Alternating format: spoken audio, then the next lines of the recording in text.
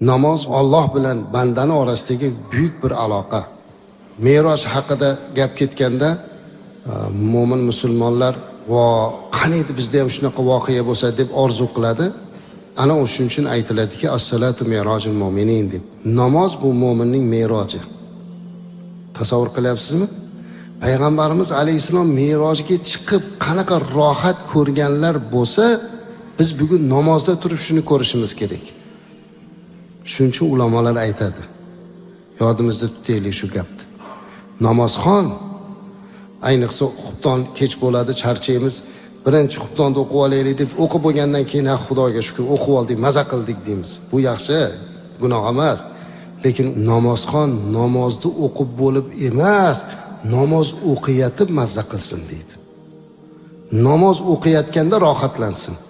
O'qib bo'lgandan keyin mas'uliyatdan qutulganligi uchunki rohat, u rohat alohida. Undagi rohatimiz qarzdan qutuldik, vazifamizni bajardik. Lekin namoz ichida turib rohatlanish kerak azizlar.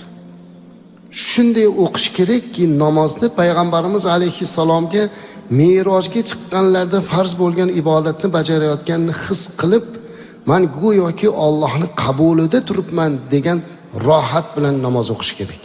Alloh Qur'onda ajib bir oyat keltiradi. Estaizu billah. Inna solata tanha anil fahsha'i wal munkar. Qarang. Alloh taolo namoz o'qishga buyurib aytayaptiki, namoz o'qing, namoz sizlarni fahsh va yomon ishlardan to'xtatadi.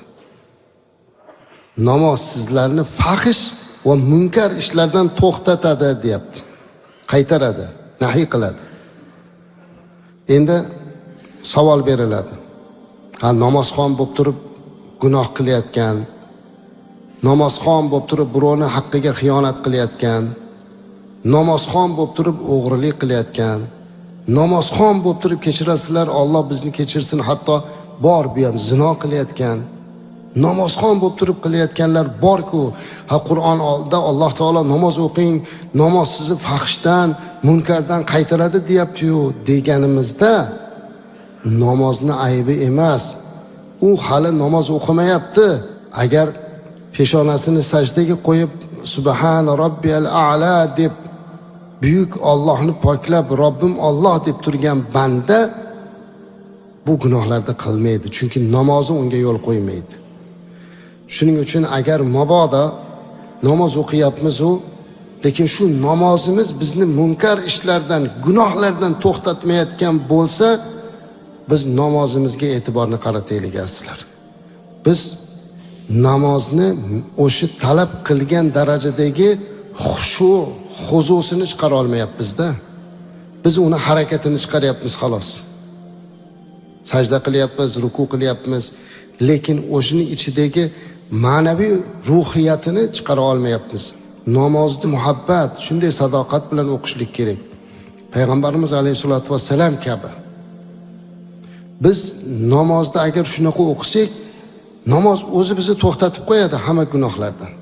Hamma gunohlardan, chunki bu va'dani payg'ambarimiz alayhisalom yoki bizga o'xshagan ahli ilm aytmayapti-da, buni Alloh aytayapti-da. Alloh aytayapti-da, namoz o'qi deyapti. Namoz seni hamma fahsh ishdan, hamma gunoh ishdan to'xtatadi. To'xtamayotgan bo'lsa, demak bu namozni aybi emas, namozxonni ayb. U haqiqiy namozxon bo'la olmayapti.